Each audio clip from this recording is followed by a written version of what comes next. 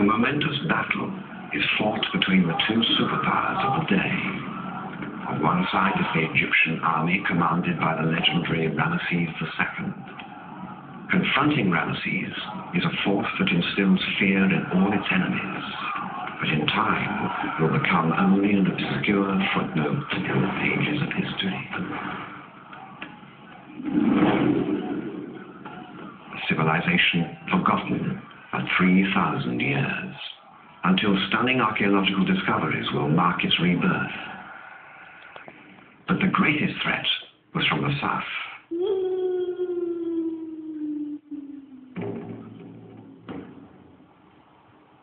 In the late 13th century BC, a new powerful dynasty emerged in Egypt. In 1279 BC, 16 years after the death of Moshe II, the accession of the third king of the 19th Egyptian dynasty marked a turning point for the Near East. This new ruler would become the mightiest pharaoh in Egypt's history. He was Ramesses II.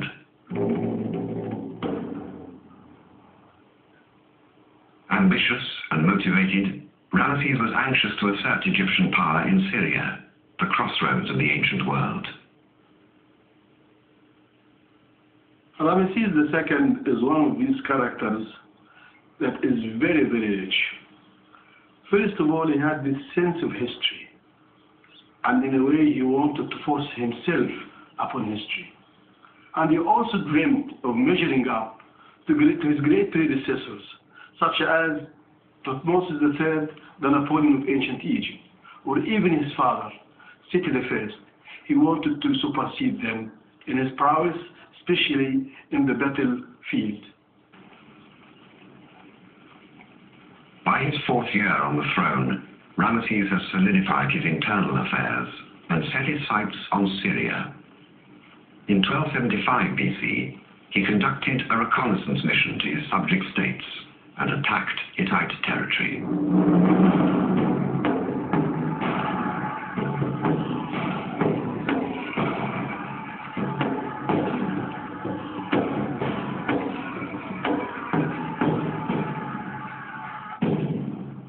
Ramesses saw that Egyptian vassals were loyal. Hittite power seemed weak. The conquest of Syria could begin.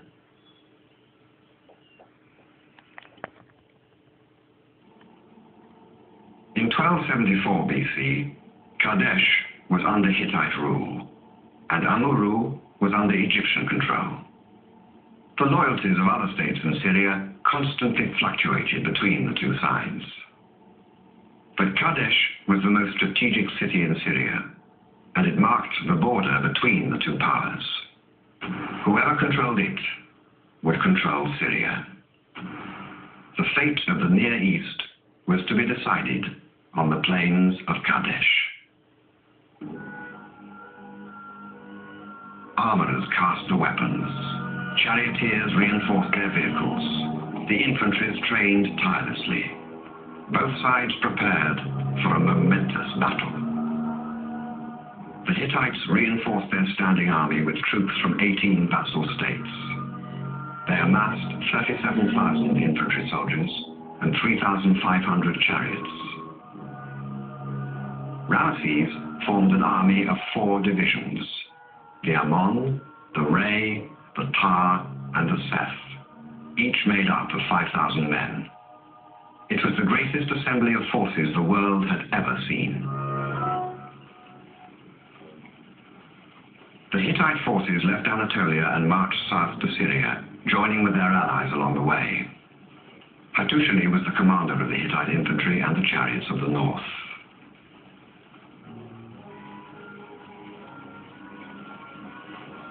Ramesses led his Ammon division north up the coast of Palestine. But in his haste to face the Hittites, Ramesses made a tactical error.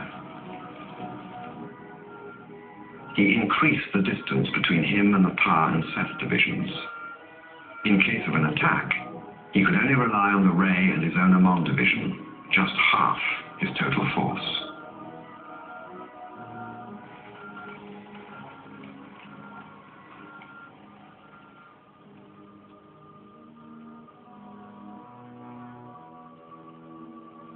In May of 1274 BC, a month after leaving their capital, the Egyptians were 10 miles from Kadesh.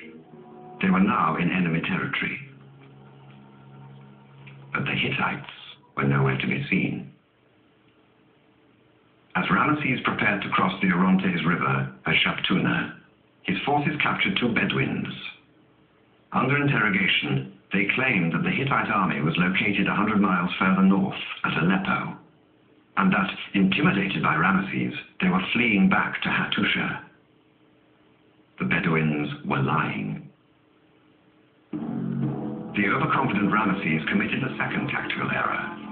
The next day, he crossed to the north bank of the river and once again split his forces. He set up camp at the northwestern side of Kadesh with his Ammon division. His other division, the Ray, remained on the south bank, and the Tar and Seth divisions were still many miles to the south.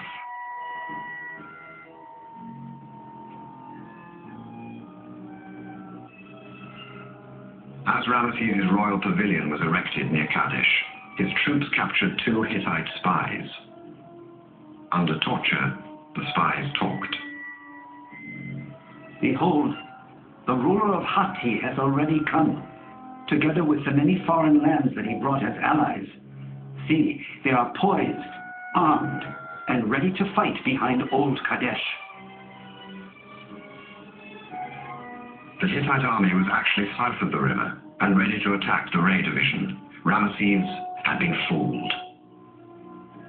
The pharaoh quickly dispatched 2 officers to warn the Ray division, which was still marching towards his camp. But they were too late.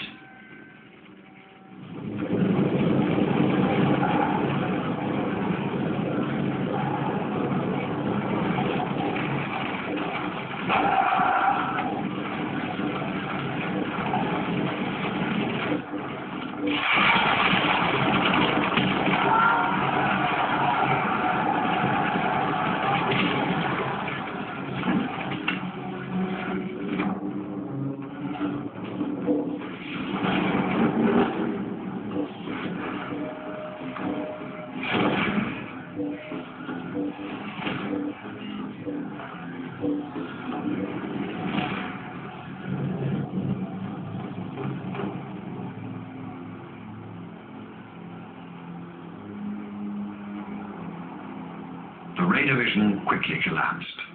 Survivors rushed towards Ramesses' camp in panic with the entire Hittite army in pursuit. Only the Ammon division stood between the Hittites and total domination of Syria. Hattusha and his brother were confident of the outcome.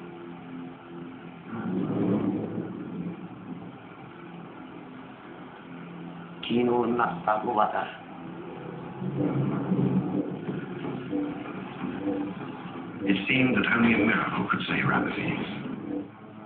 And one did. The pharaoh was able to hold his flanks. The vassal soldiers, so crucial for the Hittite strength, broke ranks. Lured by the booty in the Egyptian camp, they abandoned their positions and started to plunder.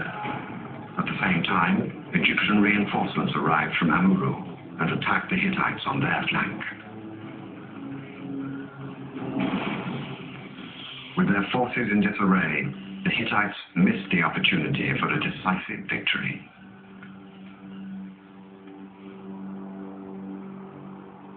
Both sides suffered heavy losses.